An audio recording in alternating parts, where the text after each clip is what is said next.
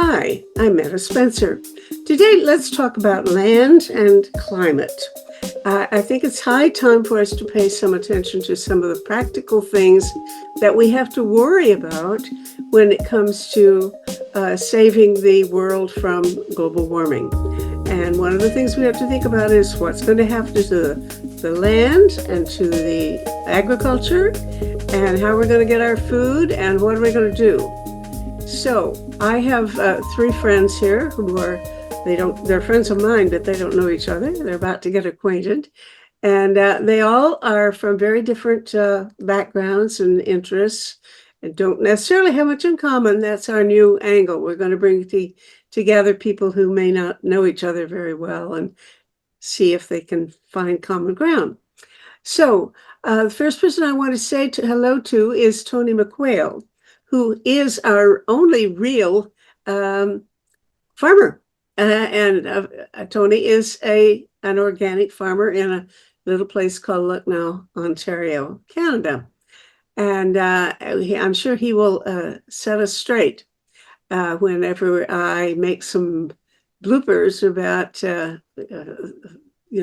how to use land, and obviously reveal the fact that I absolutely know nothing about farming. I was telling somebody yesterday that I think I raised carrots once, or I planted carrots and they didn't grow. And that's my entire experience with farming. I think I probably got three little spindly carrots out of the whole expedition. Anyway, in Peterborough, Ontario, is Alan Slavin, who is a longtime friend of mine. I don't see him much, but he is a retired physics professor at Trent University in Peterborough. Al, I know you belong to some sort of organization of grandparents or seniors concerned about climate change and protecting our grandchildren, right? What's the name of your outfit? It's called For Our Grandchildren. For our And grandchildren. we formed about 10 years ago in Peterborough, although I must admit we're now talking about whether the name is appropriate since climate change is on us now. It's not for our grandchildren anymore. It's for us and our children and our grandchildren. So, All right. Well, we'll get to that for sure.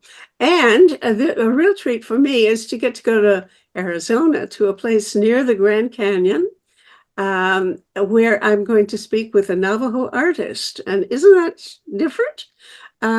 This is Sheldon Harvey, who is a Navajo artist. He teaches art at a Navajo community college in a little town, which I've had trouble finding on the map. But it's good to see you today, Sheldon. And I see you're wearing a mask, but you wanted to introduce yourself a little bit. And so please take a second and do so. Tell us about yourself. Yes, my name is Sheldon Harvey. um, that's my English name. Mhm. And I want to just express a little bit about our language. Tachini, Ashi, Tanesani, Ado Batatni. And it's good to meet you all. It's good to be a part of this. Mhm. Thank Okay. you. So what you said was in Navajo language? Yes, that's our language that we speak here. Mhm. Say We a little do more. Say, hello, Meta Spencer. How are you today? Yate Meta. Yate Nsago. Yeah, Nsago. Thank you. All right. I'm fine, thank you. Now, I understand that during World War II, one of the great ways in which the Americans were able to escape being overheard by the enemy was that they asked some Navajo soldiers to speak in Navajo when discussing sensitive military issues. Is Yeah. that a true story? Yes, it's very true, but we have a different philosophy here. We don't call these people enemies. I think that, the Japanese people have, really thrived and struggled. And I just want you to know that as Navajo, we don't we don't consider them enemies. All right. And Okay. yes, That's a yes, good okay. philosophy. I don't know how well it works if you're a soldier, but Yeah, yeah. When you're a soldier, you really gotta protect yourself.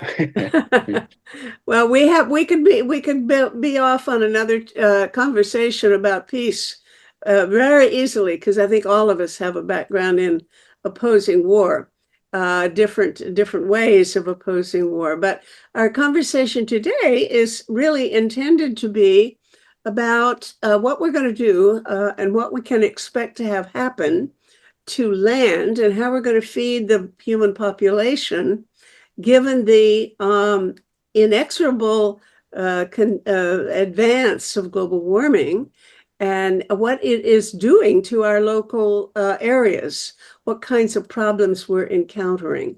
Now, none of us, only Tony is a farmer, and only Tony knows really is an expert.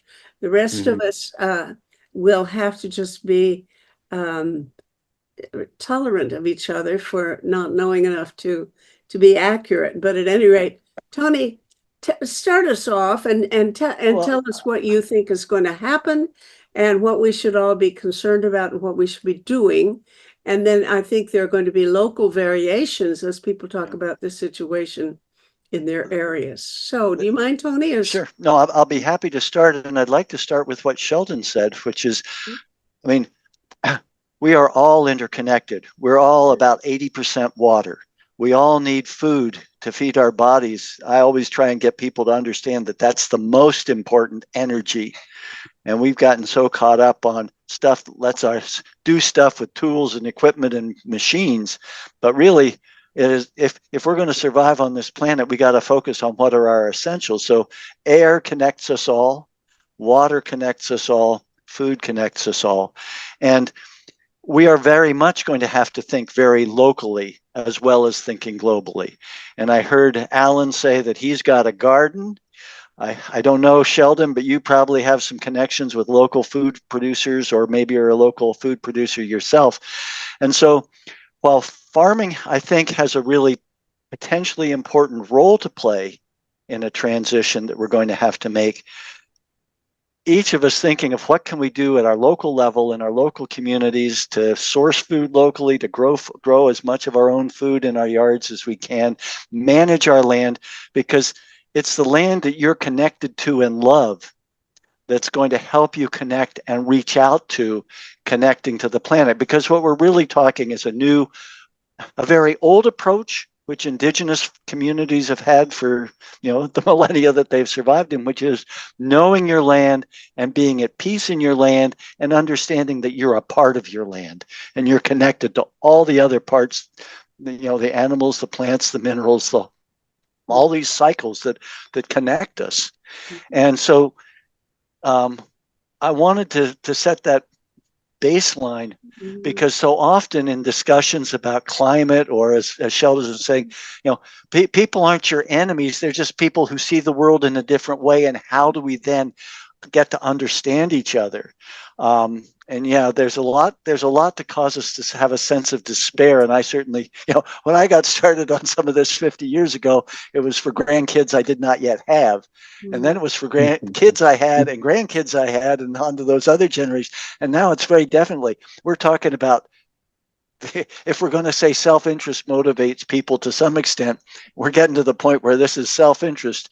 It's the floods that are going to take your house. It's the wildfires that are going to take your place. And so we have created a situation that exacerbates negative natural cycles of renewal and regeneration. And it's how do we pull back? So before I talk about agriculture, I want to say agriculture can play a big role, but figuring out how we reduce our energy use and reduce the expectations and demands that we put on the planet. And as a farmer, when we got our farm 50 years ago, it had been cash crop for many years with nothing being put back on it. The soils were in bad shape.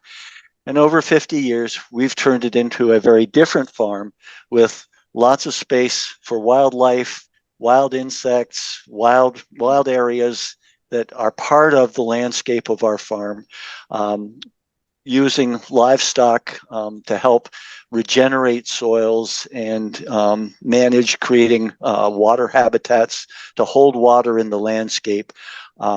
So these are all things, and something that was very helpful to us was holistic management, which is a triple bottom line management theory that says you have to look after the land, you have to look after the people, and yes, you have to look after producing something or having an income. But it says you don't concentrate on making money, because that's going to cost you in terms of, if that's your only focus, it's going to hurt land and it's going to hurt people if you don't take a balanced approach. And I'll put some information in the chat at some point on some links that may be useful to people. But to me, we went, agriculture went, I think, through some stages. And the physical stage was when we got machinery, and the moldboard plow and cultivators, and they've gotten bigger and bigger and bigger, which means we're creating bigger and bigger monocultures that are adapted to the machine rather than figuring out how to adapt our practices to the land that we're working on. Well, then we got into the chemical warfare stage in the Second World War, and we had to figure out how to market that stuff after the war was over. And now we got pesticides and insecticides and fungicides and fertilizers. And so we've gone into a chemical stage in agriculture where we're both the mechanical, physical, and the chemical. You mentioned fertilizers in that context. Didn't they have fertilizer all along? Oh yeah, well, that was the ability to produce dynamite also produced the capacity to produce nitrogen fertilizer. So when did that was back 1800s. I think maybe Alan can give me a better sense of that. But yeah, fertilizer. But the big push in chemical fertilizer was in the 50s. After and the shift from being diversified small mixed farms where the livestock helped provide the fertility for the cycle, went back to, no, we can get rid of the livestock, simplify, just grow corn, just grow this, we can fertilize it with chemicals. So that was the transitional period, both in terms of the mechanization, because the tank factories were now producing tractors and implements. We're preparing for war. Yep. And a lot of these ideas are actually war generated, and it's interesting how you're bringing up tractors because a lot of these machineries were developed at a time when they didn't need their materials anymore. It was the end of the war. Well, we brought the war home back to the farmland, in effect, and made war on nature. This whole idea that we've got to keep all the insect pests away, and it was actually counterproductive. But that's another story. But to go on with but we've gone through this mechanical, chemical. I think we're now reverting to a biological understanding of agriculture, which says you've got to have a healthy soil that's full of active microbial populations, fungal populations, and that's what builds the nutrients to create a healthy plant that can both nourish human beings and nourish the animals on it. So regenerative agriculture has been very focused on making that transition, and to me it has a whole lot of what I would like to call collateral benefits, which is that while you're now starting to sequester carbon, but you're building soil organic matter, you're also building food that's more nutrient dense. You're creating landscapes that will absorb a heavy rainfall rather than have it go off in flooding, and that'll hold water in case of drought. And so they're all. Isn't that what we're going through right now? I mean, I see like the news. I watched the news today, and they are getting flooded. They're getting flooded on the East Coast. And they're making it sound very dramatic. They're making it sound like, it's the worst thing on the planet. And I'm sitting here in a desert and we're like, this is, you should be blessed by the water. And, it's very interesting that you said that. And you mentioned that because, I just watched the news this morning and I'm like, man, you guys are getting flooded and it should be a blessing. Where is it being flooded? I haven't turned on the news. I don't know. Well, Oh, there's a, where's the, This is you the know, hurricane that's come up through Florida, yeah, it's inland. And so Florida. the serious flooding as you get just inland a little bit north of Florida.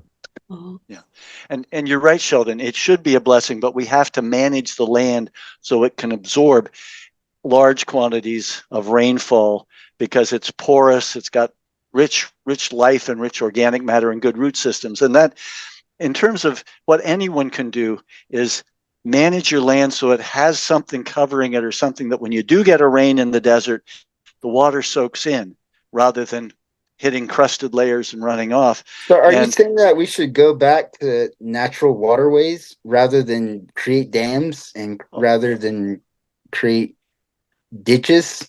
well, certainly look at what was being done on the land. I mean, I believe that there were little rock impoundment circles made on land that were created, which would hold water when you got a sudden rain in the desert. We were in Albuquerque and New Mexico and Arizona last year for the Regenerate conference.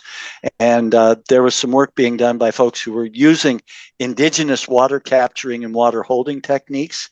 So I think looking at those, but also in holistic management, we talk about the importance of having ground covered either with growing plants or, plant material, trampled grass or whatever, as a way of getting water down into the soil rather than running the risk of it running off, and then creating flooding, requiring more ditching, more protection from dams, all this costly infrastructure, which if you manage the soil surface, the land surface, so that it absorbs water, you don't need so much. But I should let others talk. But regenerative agriculture is all about trying to think like nature, trying to manage the system the way it was being managed. And when it comes to livestock, that means moving the animals around so that they eat an area down, poop and pee all over it, and then move on and let it recover. And in that way, you build capacity and build soil, and which is what we do on our farm, and it's made a big difference. But listen, I don't want to dominate this.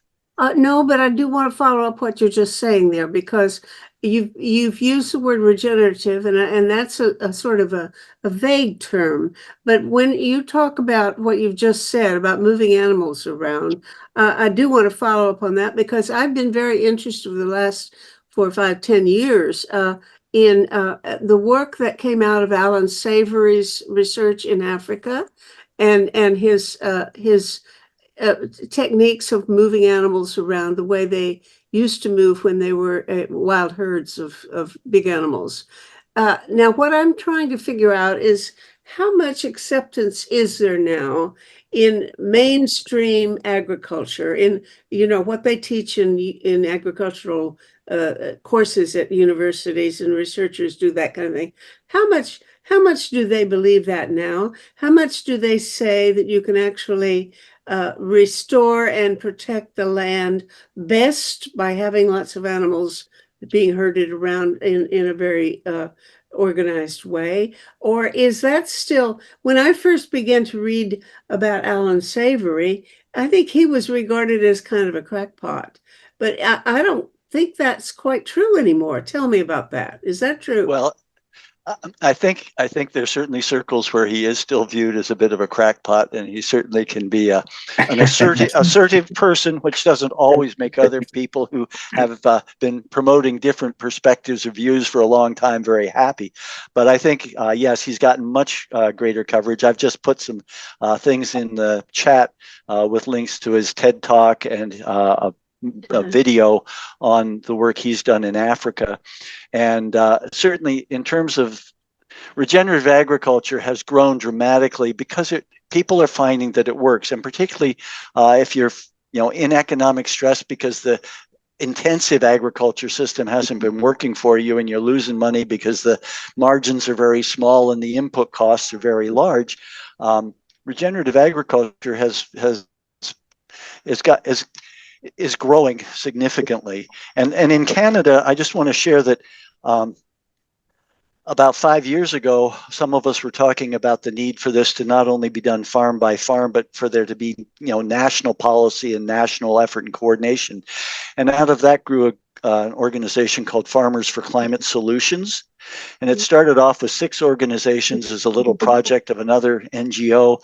It's grown into its own organization and has 29 participating farm and land-based organizations who believe that we can do so much more to make our land management consistent with a healthy ecosystem, and it's not just carbon dioxide or greenhouse gases. It's how we manage things so that our water cycle is healthy, so that we don't just rush off water through drainage and ditches, but keep it in the landscape so that it can feed the plants water.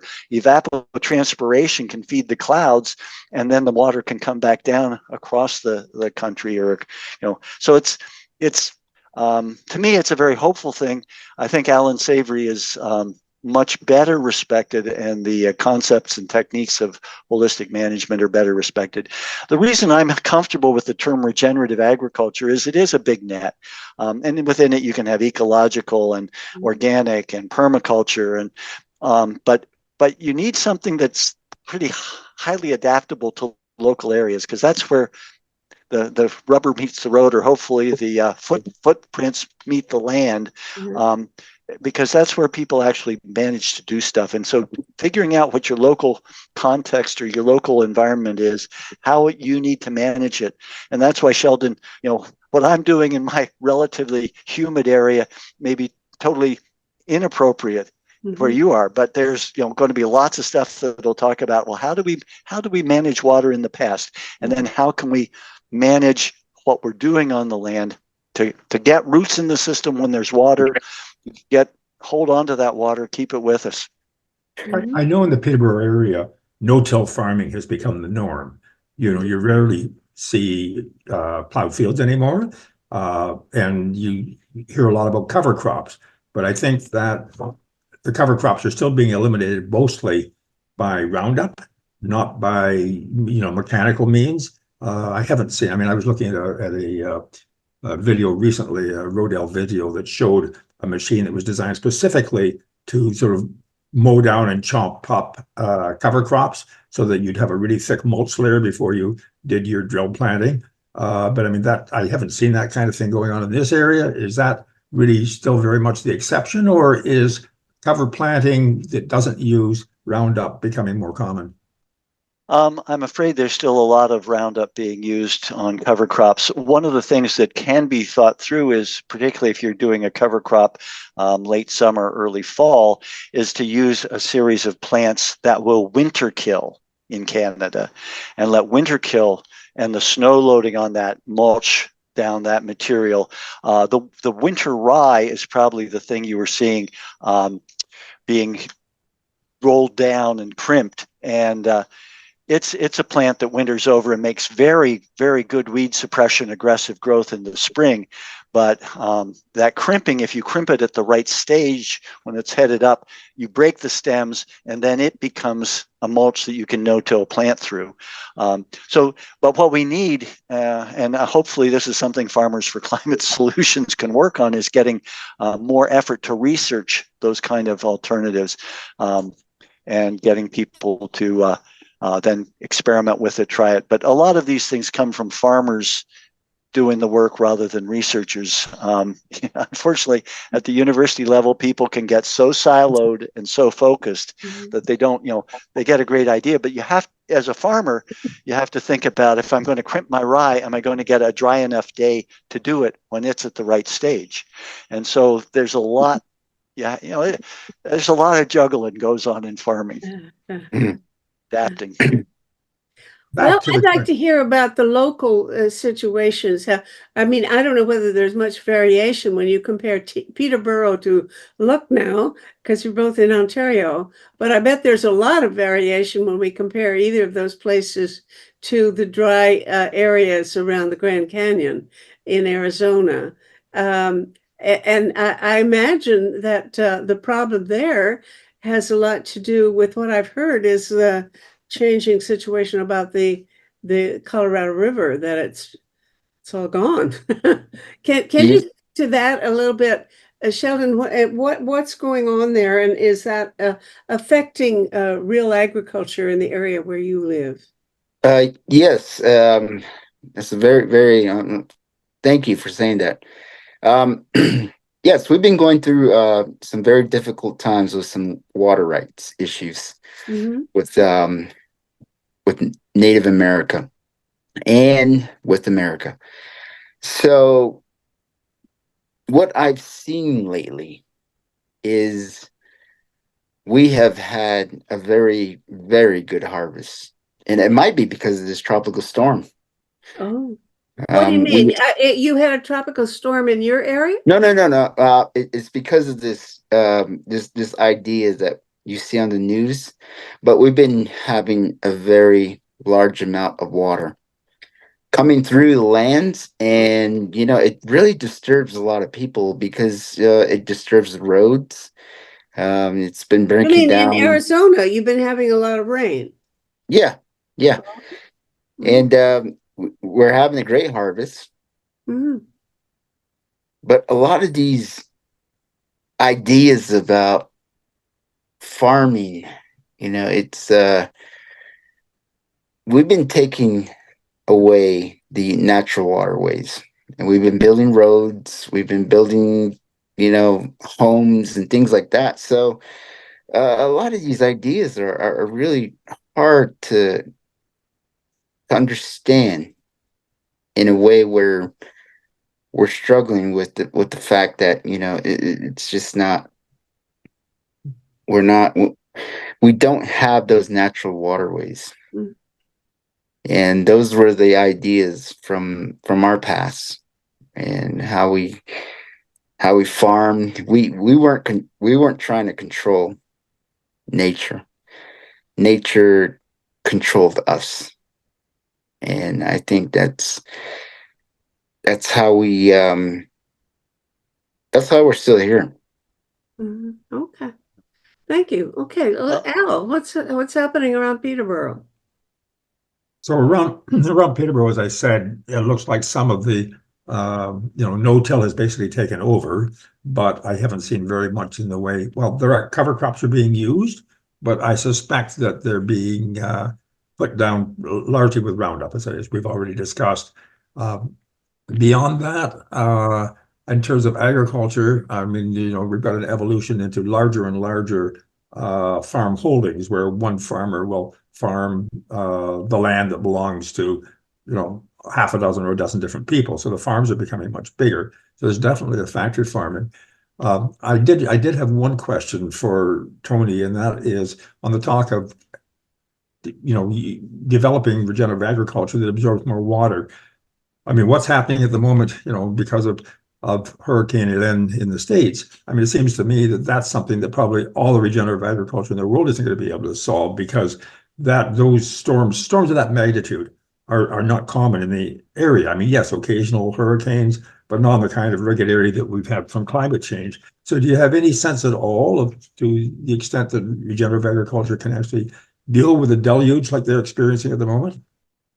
Well, these kind of storms certainly weren't that common. If you look at the forest fire, wildfire experience in California recently, things have gotten much bigger, much faster, much more frequently. So I think the kind of storms we're looking at may become all too much of a norm. But that's where regenerative agriculture can play such a role. If you read Gabe Brown's book, Dirt to Soil, From Dirt to Soil, recommend it. He went from having land that would accept about a half an inch of rainfall per hour to land that would accept 8 to 9 inches of rainfall per hour. So, Which is what they've been getting yeah. in the But area. now, if that's just your farm, maybe your neighbors' farms are being eroded away around you. But if we start thinking about watersheds and whole landscapes and how we as rural communities can start improving soil porosity, then what that means, if the whole area that's getting the tropical storm right now had the capacity to absorb 6, 8, 10 inches an hour, you wouldn't be having the flooding. You'd be having the replenishment of aquifers. You'd be having that water coming out in deeper rivers and better streams, and not being filled with silt and agricultural chemicals. So, we're talking long range hope and long range vision. It isn't going to happen tomorrow, but as people understand the consequences of not doing this. But the other thing that's out there is how much of the area of that part of the world is paved with stuff that won't absorb water, and how much is roofed with stuff that doesn't have a water diversion going to a big cistern or something. We are flushing every time we do the toilet off to the sea it goes, unless you're on a septic tank at my place.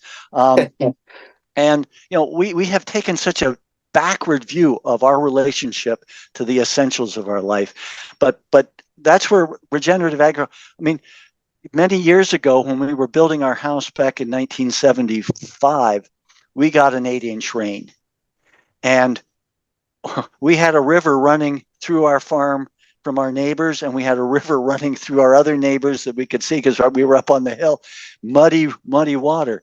When we get a heavy rain now, we haven't tested it with that kind of rain, and again, but we don't have rivers running through. We don't have ponds forming. We've got ponds that we created, and we want the water to go there and be held there. But it's Now, thinking about the let whole me ask picture. what do you technology do you attribute that? Is it cover crops? Is it no-till farming? What have you done that has made Well, that much difference? Well, with Gabe Brown's work, it was cover crops, and it was grazing those cover crops with animals so that the manure and the urine help boost the Do you biology do in the that soil. yourself? Well, You, we are not cropping anymore. We're a hay and pasture farm, so we rotationally graze our livestock around. uh-huh. We've let our plants get taller and more mature so that they put down deeper root structures, and we encourage as much diversity. In my farm, there's nothing I consider a weed. If the animals will eat it, it's not a weed. If Okay. it's and if it's a thistle, there are goldfinches that eat the seeds, and there are other birds that eat the seeds. So as long as I'm not overrun, I do clip burdocks with the hand clippers if they show up and have their burrs ready to get in the fur of sheep or on the hair of the cattle or that. Yeah. But I'm happy. Otherwise, burdocks are this great penetrating root going down that I've die heard after 2 years. that we want perennials more than annual crops Yeah. because of their roots. Is that true?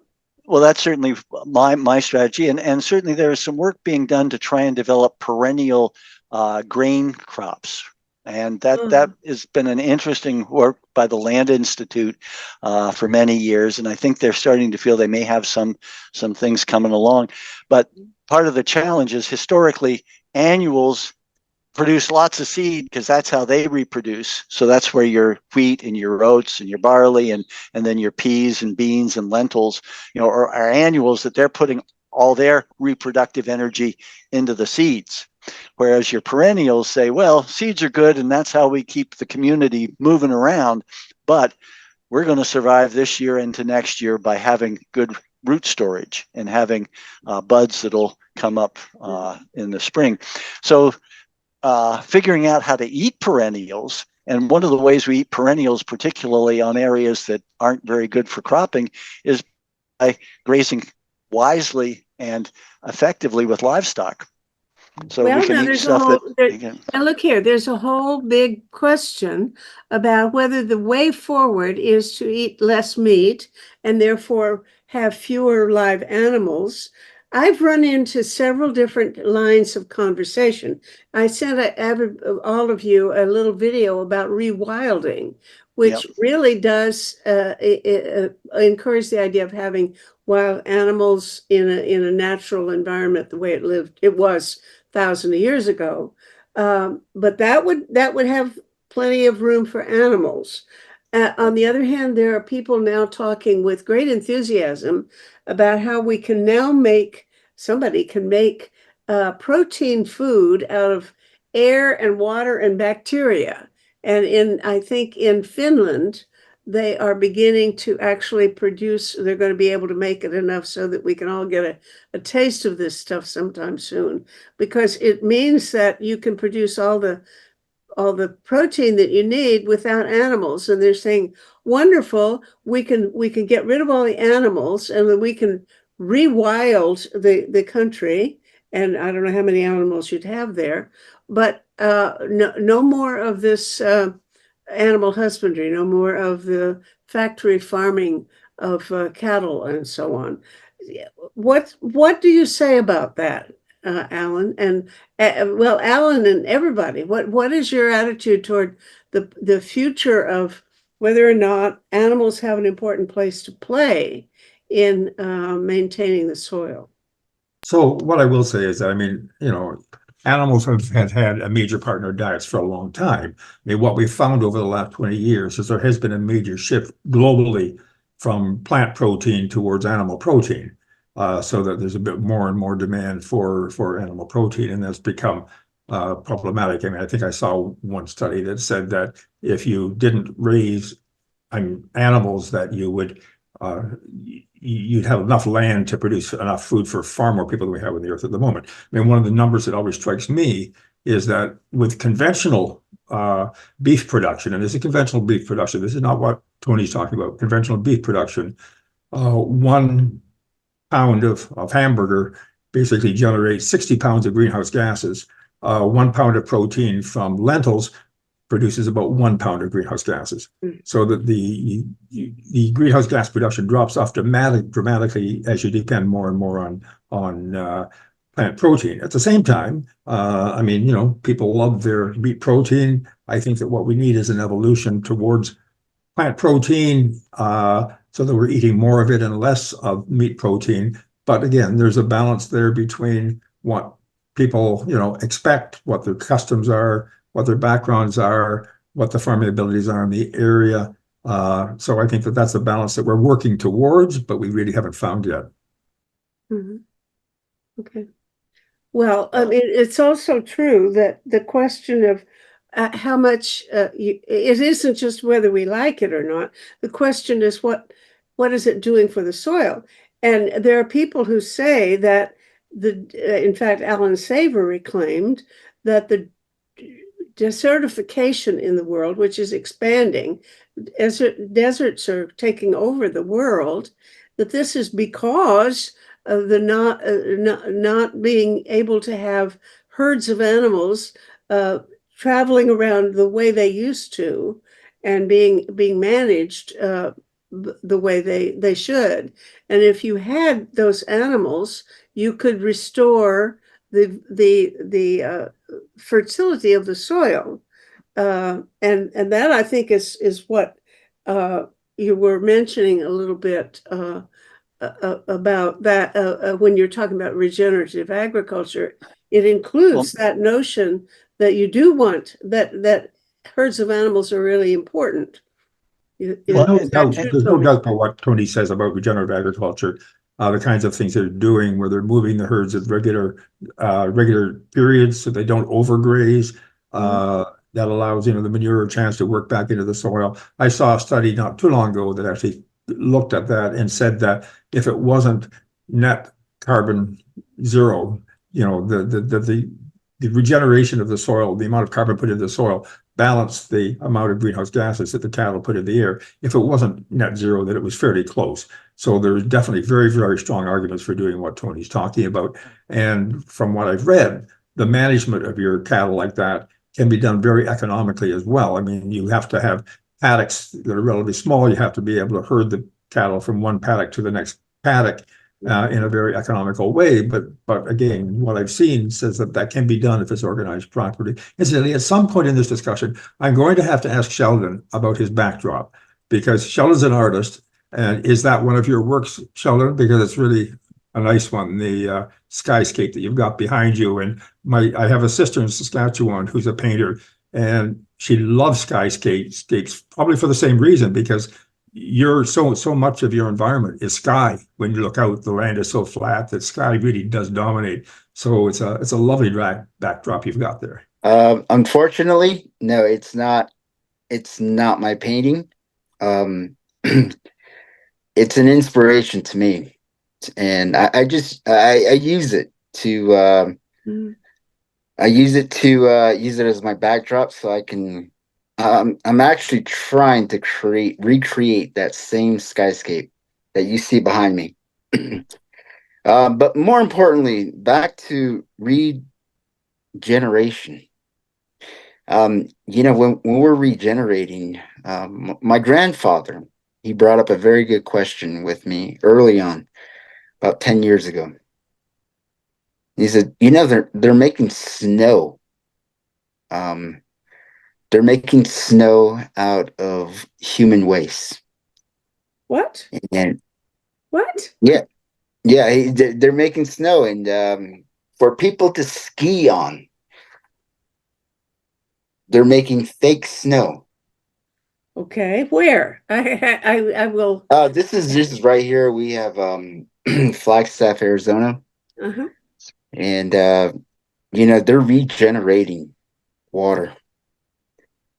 And this is water that is broken down.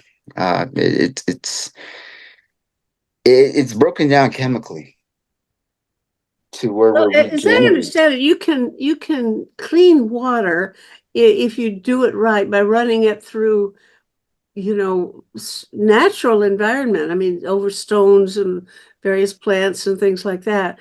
Well, that's how water does get cleaned in nature. It rains Yes, or we make a mess, and purification.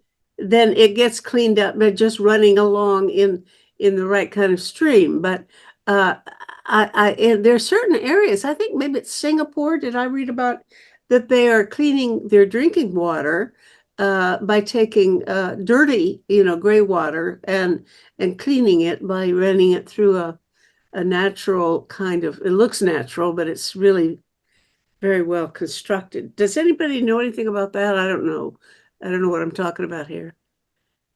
Well, there are constructed wetlands that are designed to do the filtering process that you would normally get in nature. But I think that raises one of the questions is perhaps the animal we need to get rid of the most is human beings, because we have got way Well, out of how do you balance in plan to terms get of, along? I thought well, you were a pacifist, man. Don't tell well, I me am a pacifist. I'm not saying we knock everybody else off, but the issues of figuring out how to refigure how we have supportive communities and loving communities for our children that don't create the kind of pressure so that maybe we have 10 adults per child or something for a while, because we are so badly out of balance and the impact that we're having. But the other thing that I want to say is I think we have far too many wealthy people whose environmental footprint is so much larger than 90% of the rest of the planets.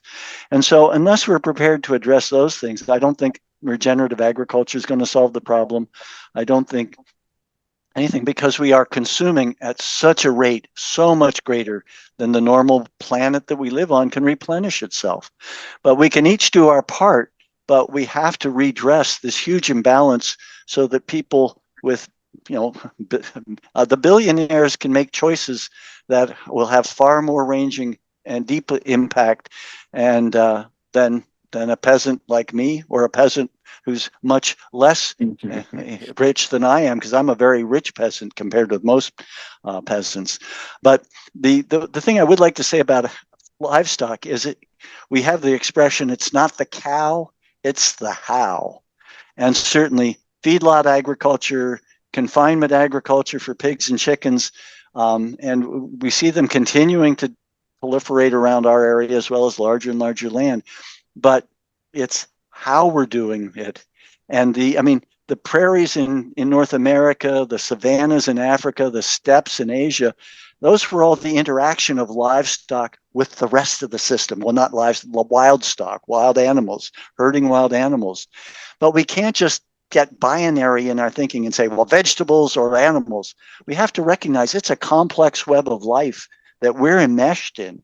And if we don't recognize how well it interconnects and how important those interconnections are, we're going to still make silly decisions. I think the whole idea of that raised protein, I'd like to see the energy balance on that in terms of the equipment required, the energy used to heat and warm the stuff, where are the nutrients coming?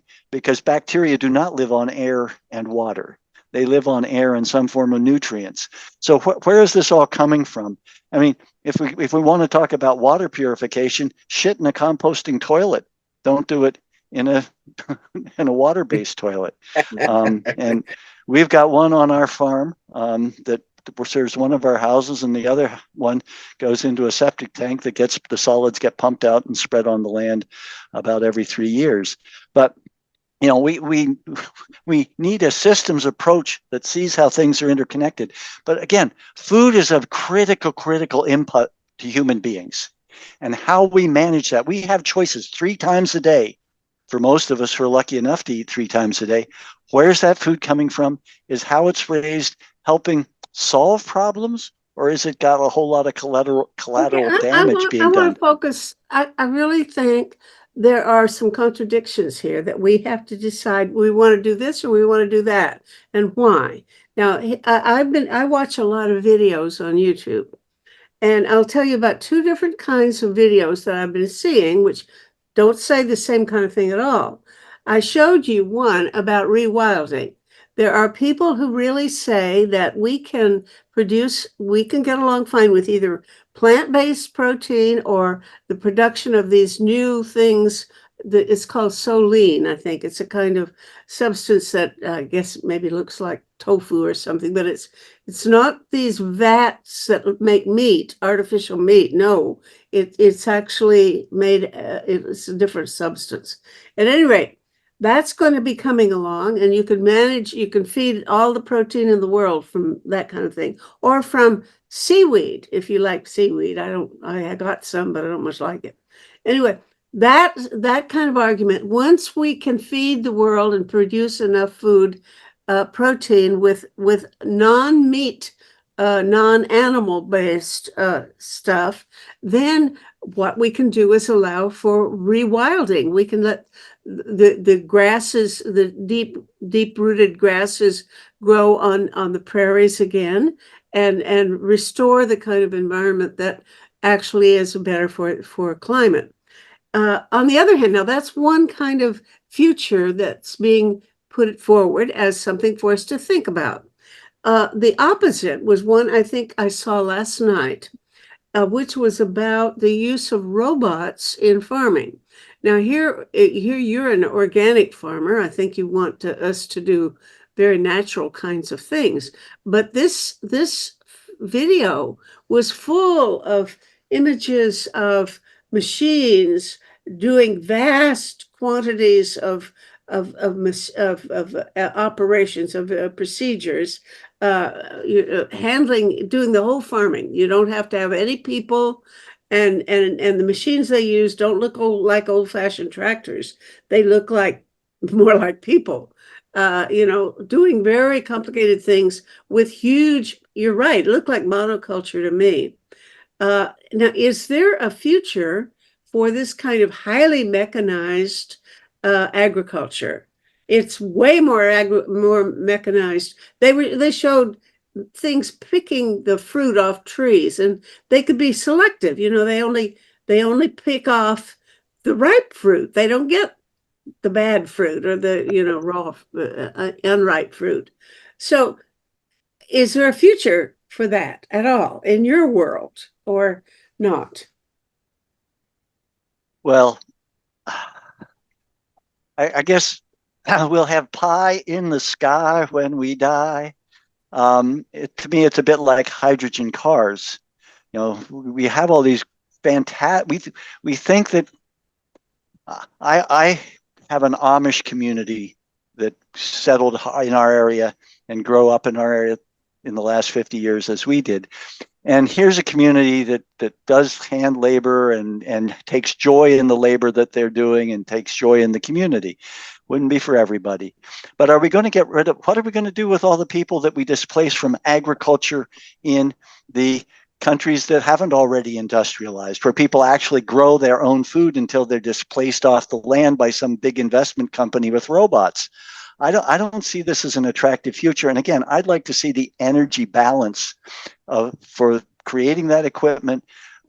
Our mentality in the European, North American approaches: get rid of the people. Get rid of the people. Well, unless you shoot them, you've got a problem when you get rid of the people and knock them off the land. And where are the entry-level jobs for teenagers these days in North America? don't pump gas anymore. We are just creating a situation that's a social disaster, that's an ecological catastrophe, and that I think is an economic obscenity in terms of the way the wealth gets concentrated. So I don't see it as having a happy future. I see it as the future that some people think we need to move to, but I don't think it's going to be a happy place. So on our farm, I try to encourage us to use a little garden cart to move things around rather than a four-wheeled mechanized thing. We have used horses as part of our workforce, so we do have a tractor. But I believe, I Yeah, firmly look, believe you're going that to have to sell your products. And when a robot can make your stuff at a tiny fraction of the cost it takes you, because I did read watch a different show. This guy Tony Seba is saying that robots are going to be taking over within the next 5 years, and they are, they look sort of like people. They're shaped like human bodies, and they can outdo us any day of the week by 10 20 times as good as we are at anything we want to do. So now they can manufacture cars we shouldn't be driving, and just keep this consumer thing moving along. Yeah, we're have you seen you might want to look at the movie The Matrix, Meta. Have you seen that one? It's where the machines displace us. Alan and Sheldon offer their opinions. Yeah. Let Alan. I would like to hear your views on this one, Alan. You mean on the question of increasing mechanization on robots themselves? I've got, so I come from a family that homesteaded in Saskatchewan in 1906. So, my grandfather went out as a 17-year-old and had to turn sod on, 5 acres or something in the first year to gain it. Had to use oxen to break the soil because horses at the time couldn't put a plow through the prairie sod. So they're in the same farm that, they've been on now for, what are we looking at, 130 years, roughly, a little less than 120 years, same family still farming. The farm itself, I think, is growing from the original, whatever it would have been, quarter section to something like 1,200 or even maybe 2,000 acres. So they still consider themselves a small farm. They couldn't farm a farm that size without large equipment. And I think large equipment is probably appropriate in areas where you've got large flat fields because, that's the way the equipment was designed. So I don't have a problem with large equipment per se. There is always, Tony's comment about the energy required to make the equipment versus the energy required to do that same farming with a smaller scale. I suspect that's actually quite economical on that scale. In other farms where you've got much smaller areas, I think it would be different. So, I think Sure. Go ahead. There is no, one suit fits all. I think you have to look at the farm. You've got to look at the crops that are available. That can be farmed on that, and you've got to say what's the best way to do this. What's the best way to do this? Not just to earn money, but for the future. So. I wouldn't want to make judgments. I'm not a farmer, as I said before. I've had a good sized garden, but it's only 40 feet by 40 feet. It's a lot less than an acre. When we first came here, I think we grew corn on a quarter acre, which we sold at the market and sold at the end of the lane. But that's as close as we come to farming, and that hardly counts as real farming. So I'm not an expert, but as I said, I think my bottom line is that you've got to look at the particular land, you've got to look at the crops that are available, and you have to say what makes the most sense ecologically and financially, because the farmers have to live in this land. I remember an uncle telling me, this is now probably 10 years back, that he was getting the same amount per bushel of wheat that he got 15 years ago. And in dollar terms, uninflated dollar terms. And the reason that they can do that and still survive on a farm is because of mechanization at that stage. As the price of carbon goes up and the expenses from carbon goes up and the problems with climate change increase over time, those things are going to have to be continuously reevaluated. And as I say, I'm not a farmer. I can't make those judgments. I think what we have to do is we've got to look at each situation individually and say what makes the most sense here for humanity, for the land, and for our nutrition. Thank you. Okay, I want to ask Sheldon about the Navajo farmers because you say that the people around there had a good crop this year, but I wonder how many of the people that you know, how much farming does go on around there because you're on the edge of a desert, but apparently you're in a farming zone. Do you know a lot of Navajo farmers, and what are they doing? Are they changing with in either direction? Are they taking up this kind of regenerative farming that we have heard Tony describing, or are they looking to mechanize more, or are they trying to live by their traditional methods of farming? What are these people like? I've never met a Navajo.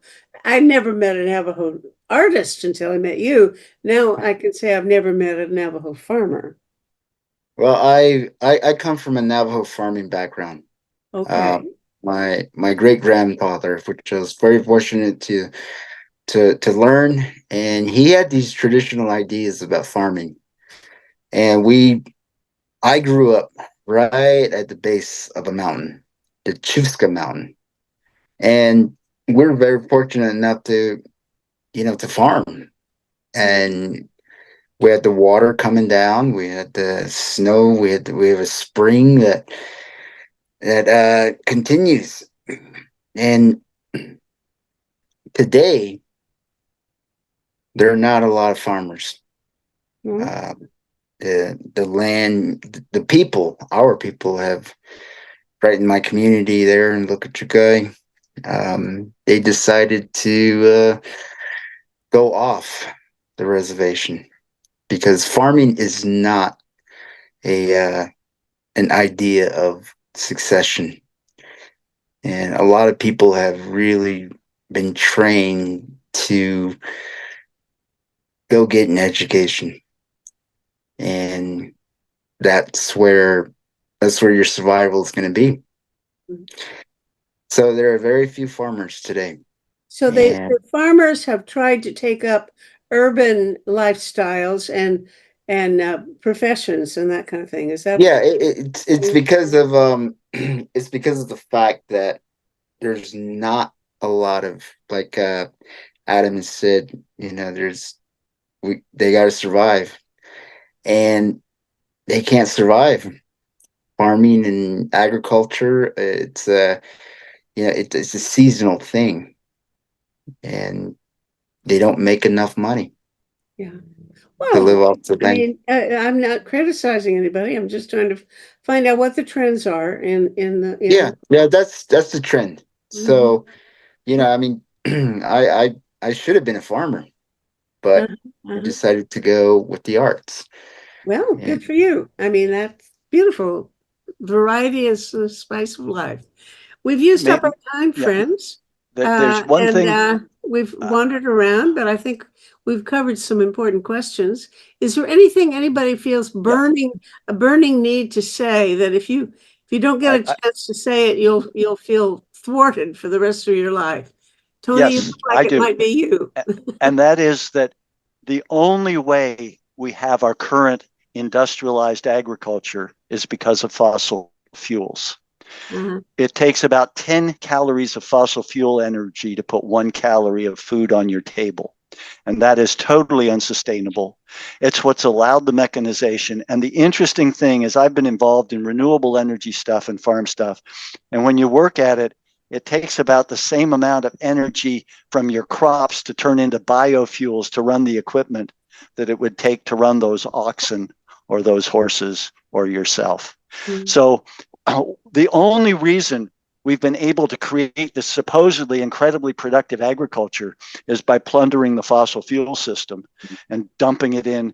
And now we know that maybe wasn't such a great idea, in having a climate that will support agriculture and ongoing food production. So we are in a devilish, hellish mess in terms of what we've gotten used to. So that I think is an important part when we say you have to have this equipment. We have structured an economy to burn fossil fuels, and we've done it all across every occupation, be it agriculture, whatever. And so you have to really step back far to think about, well, how can we do it differently? And that's where I think a lot of indigenous approaches to the land hold out a hope of something that worked in the past, but it's going to be really hard to get there with populations where they are and expectations where they are and All right, infrastructure where it is. I'm going to try to pick up that theme and say, get hold of some indigenous farmers so they can elaborate on the kinds of vision that you have. Because I mean, I don't know anything about how they farm here in Ontario, and much less in Australia or some of these other places. So it's we have a new agenda, something else that we have to look into. And I've had this. I'm delighted that we had this conversation, and I hope somebody else finds it as interesting as I do. Be sure and share it with your friends, and if you want to comment, go to our website, because there are places, comment columns, where you can discuss these things and add anything that you want to say or dispute something that somebody else has said. So thank you all, and I want to wish you all a happy day. Bye-bye. Take care, everyone. Right. Good night. Sheldon, Thank you. pleasure to meet you, and Hey, Alan. pleasure to meet you guys. Take care. Bye. Bye-bye. Project Save the World produces these forums. This is episode 634. Watch them or listen to them as audio podcasts on our website, tosavetheworld.ca. People share information there about 6 global issues, and we welcome your comments too. Find a particular talk show, check the scroll list on the homepage, or use the search bar. Project Save the World also produces a quarterly online publication, Peace Magazine, which now serves as a free of charge newsletter to help mobilize knowledge about 6 global threats to humankind. We currently email the magazine as a PDF or link to any interested organization in the world that works to prevent a global catastrophe involving war and weapons, global warming, famine, pandemics, radioactive contamination, or cyber risks. Just email us at office@peacemagazine.org, and we'll add your group's email address without charge to our list. For individual subscriptions at $20 Canadian per year, go to pressreader.com on your browser and search for Peace Magazine.